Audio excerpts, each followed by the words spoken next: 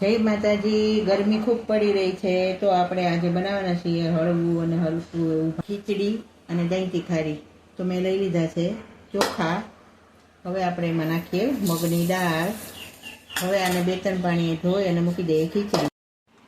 તો આપણા દાળ ચોખા ધોવાઈ ગયા 2-3 પાણીએ। હવે આપણે નાખીએ આને કુકરમાં।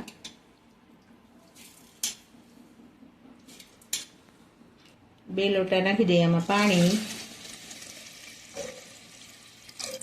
મીઠું 2 ચમચી,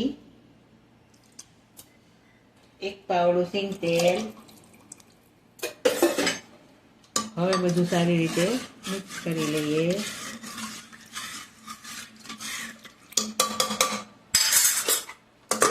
મૂકી દઈએ ગેસ ઉપર। 2 વિસલ કરી નાખીએ ધીમા ગેસે।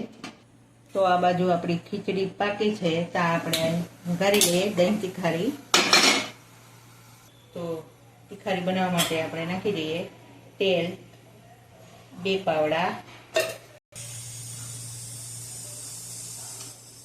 તો તેલ ગરમ થઈ ગયું છે। તીખારી બનાવવા માટે નાખીએ આપણે આખું જીરું, લીમડાના પાન, 1 લીલું મરચું કટ કરેલું અને હિંગ 1 નાની ચમચી।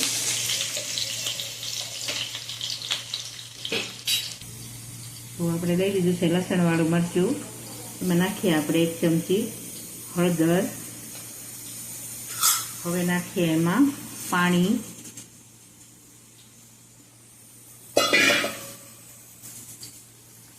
મિક્સ કરી લઈએ।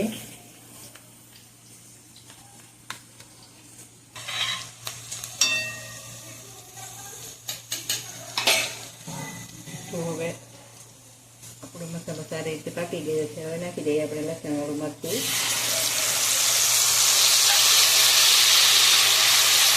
નાખી દઈએ 1 ચમચી મીઠું,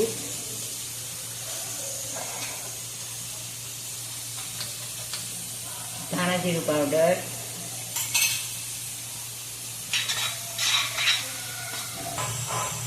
ગોળ 1 ચમચી। સારી રીતે બધું હલાવી લઈએ। થોડું નાખીએ આમાં અડધો કપ પાણી।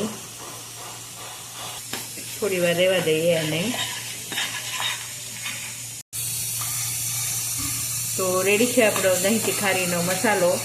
હવે ગેસ કરી દઈએ બંધ અને નાખી દઈએ આપણે આમાં દહીં। તો આપણે નાખી દઈએ હવે દહીં।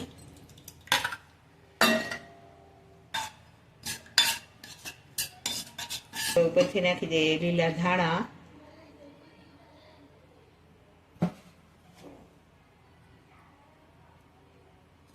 રેડી છે આપણી દહીં તીખારી સુપર। તો રેડી છે આપણું દેશી ભાણું ખીચડી, દહીં તીખારી, રોટલી, મરચાં, કાચરી અને ઠંડી ઠંડી મસાલાવાળી છાશ। તો તમે પણ બનાવજો જરૂર। જય માતાજી।